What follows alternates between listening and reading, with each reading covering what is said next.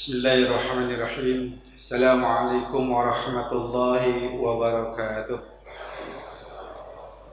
Alhamdulillahi rabbil alamin. Alladzi arsala rasulahu bil huda wa dinil haqq liyuzhiru 'ala ad-dini kulli wa kafa billahi shahida. Asyhadu an la ilaha illallah wa asyhadu anna Muhammadan 'abduhu wa rasuluh. Allahumma salli wa sallim ala Muhammadin wa ala alihi wa sahbihi wa barik wa sallim. Qala Allah Ta'ala fi kitabil aziz, a'udzu billahi minasyaitonir rajim. Bismillahirrahmanirrahim. Syahrul Ramadan alladzi unzila fihi al-Qur'an hudan lin-nas wa bayyinatin minal huda wal furqan. Shadaqallahul azim. Hadirin jamaah salat tarawih yang insyaallah dirahmati Allah Subhanahu wa taala. Esensi daripada bulan suci Ramadan yang dimana di dalamnya kita melaksanakan ibadah puasa mengandung begitu banyak nilai-nilai secara ruhiyah di samping nilai-nilai secara fikriyah dan jasadiyah, dan ini yang paling esensi sekali, yang paling mendasar. Karena apa? Karena ayat yang Allah sampaikan kepada kita itu lebih Allah mengihtimamkan, memperhatikan dengan bahasa yang indah. Allah panggil orang-orang yang beriman, bahasa panggilan yang sangat indah, wahai orang-orang yang beriman. Ini bisa dipahami adalah keimanan yang Allah maksud kepada orang-orang yang beriman itu adalah nilai yang sudah terhujam di dalam dirinya, udah terjadi yang namanya sifat at-taghyir, perubahan dari enggak tahu menjadi tahu, dari gelap menjadi terang, dari jahiliyah menuju Islam. Inilah Allah yang Allah panggil dengan bahasa ya ayyuhalladzina amanu.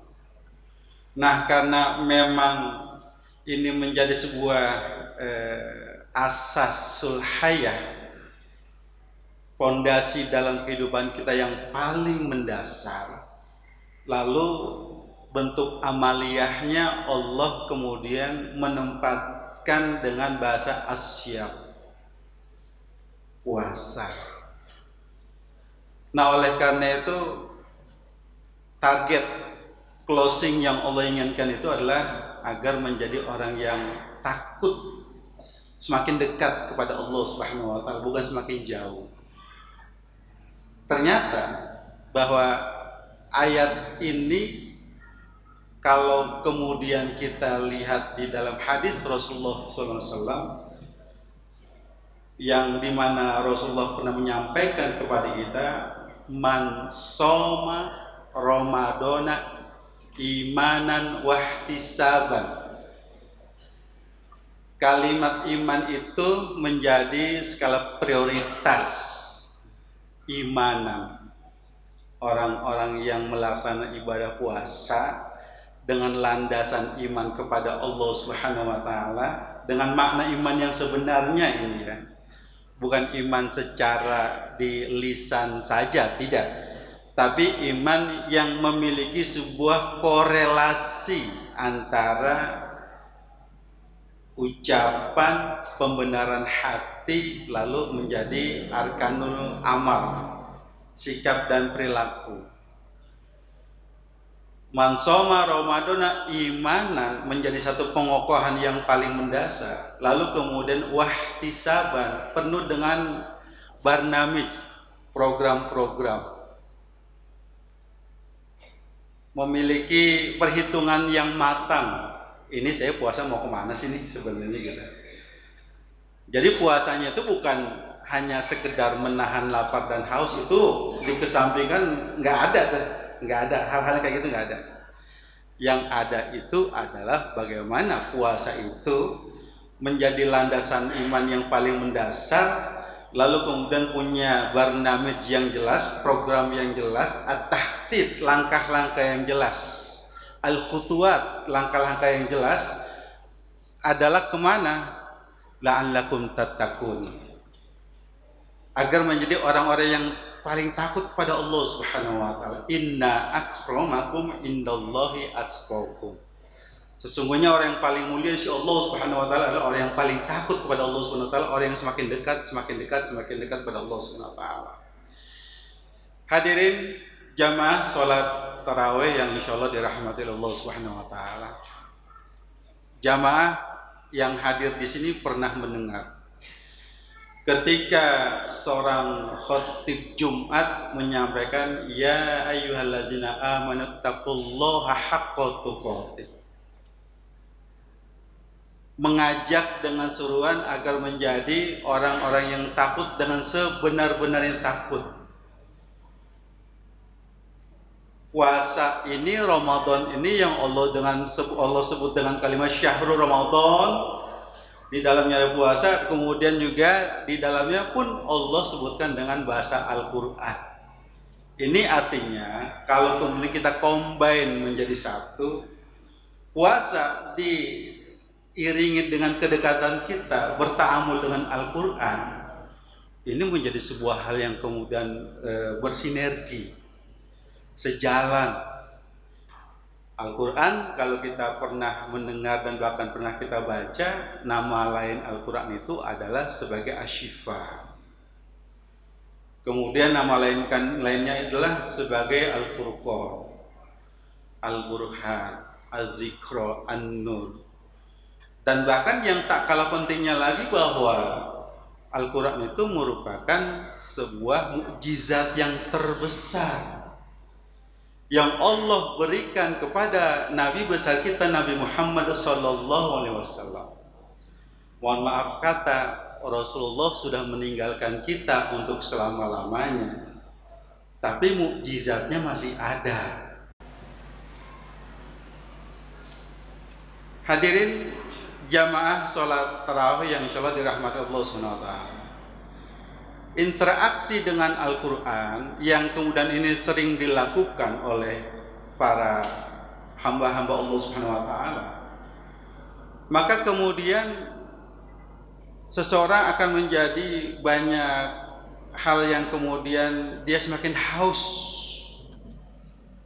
dia semakin ada kecenderungan yang tinggi untuk mengetahui dan lebih ingin mengetahui lagi. Dan bahkan jangan sampai kalau kemudian kita mengabaikan bahwa dalam definisi yang Rasulullah sampaikan kepada kita tentang orang yang terbaik dalam pandangan Rasulullah SAW, khairukum man ta'allamal Qur'an wa 'allama.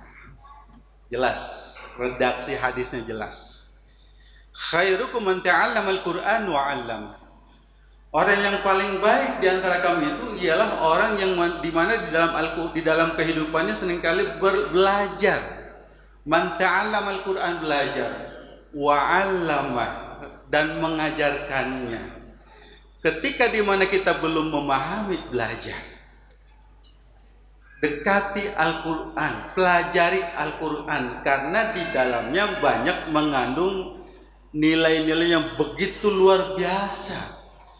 Dan bahkan Al-Quran merupakan dusturul hayah kita, undang-undang dalam kehidupan kita. Dan bahkan di dalam sebuah hadis Rasulullah SAW, di mana Rasulullah pernah menyampaikan kepada kita, ketika di mana orang sering membaca Al-Quran, bahkan kemudian dia sering berinteraksi dengan Al-Quran, maka kemudian Al-Quran itu akan menjadi syafaat nanti di hari yaumul qiyamah kelak nanti, menjadi syafaat untuk kita. Nah, oleh karenanya bahwa al-iman menjadi asasul hayah, kemudian yang namanya puasa sebagai fadilatul amal kita, kemudian la'allakum tattaqun sebagai ghayatul hayah kita, tujuan kehidupan kita agar kita menjadi orang-orang yang selalu takut kepada Allah Subhanahu wa taala. Nah, ketika ini kemudian dikombin kembali menjadi satu, maka kemudian dalam diri kita nih akan terjadi pengokohan diri, akan terjadi pengokohan diri menjadi orang yang lahir dalam diri kita apa? Taghyirul ittijah, terjadi perubahan orientasi. Ini kalau orang yang betul-betul puasanya dengan wahtisaban, dengan program dan perencanaan dengan yang rapi, terencana, dia akan kemudian melahirkan tumbuh hadir di dalam dia taghyirul ittijah, perubahan orientasi. Orientasi apa? Yang selama Ramadan kita ditarbiyah oleh Allah Subhanahu wa taala di madrasah Ramadan ini selama sebulan, di akhir kita dengan i'tikaf kita. Nah, perubahan orientasi ini kan kemudian terbangun, terjadi.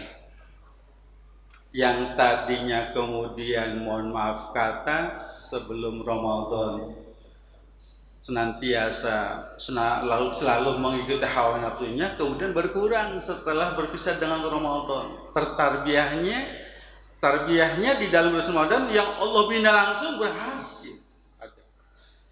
Kemudian bukan hanya yang muncul adalah taghyirul ittijah, perubahan orientasi. Yang kedua adalah tasihul mawaqif. Dia akan menjadi pribadi yang ajeg, pelurusan sikap. Dia akan menjadi pribadi yang istiqomah, tak tergoyahkan, ajeg.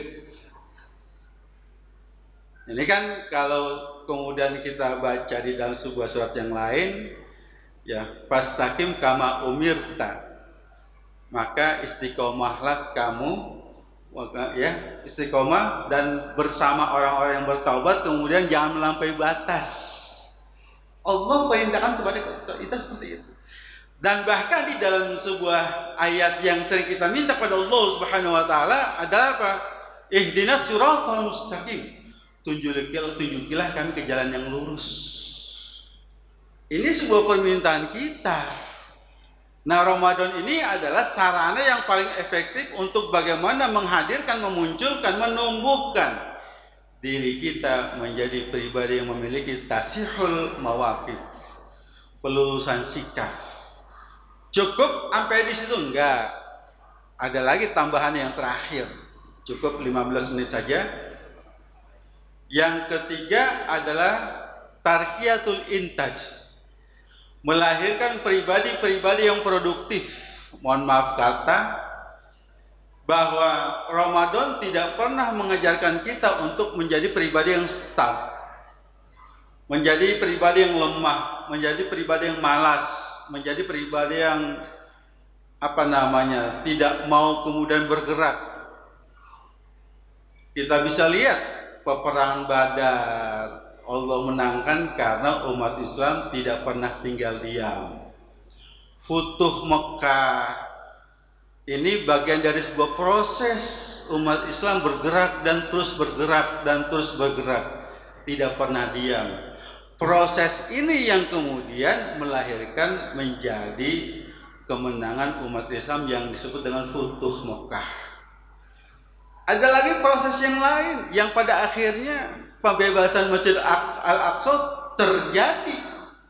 Siapa yang kemudian menjadi pemimpinnya? Salahuddin Al-Ayyubi.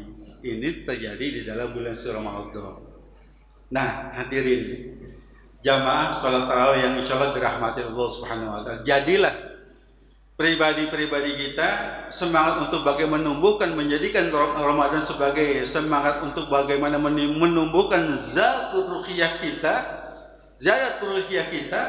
lalu kemudian menjadi pribadi yang terjadi perubahan orientasi, lalu kemudian pelurusan sikap, lalu kemudian menjadi pribadi yang multijah, menjadi yang produktif, ya, menjadi pribadi yang produktif, kemudian tidak menjadi orang yang diam. Insya Allah, mudah-mudahan kalau ini tertanam, terbangun, tercipta, hadir, muncul, tercipta, insya Allah Ramadan ini ada sebagai sarana madrasah yang Allah kemudian membimbing kita, membentuk kita, membina kita untuk menjadi pribadi yang la'allakum tattaqun, insya Allah.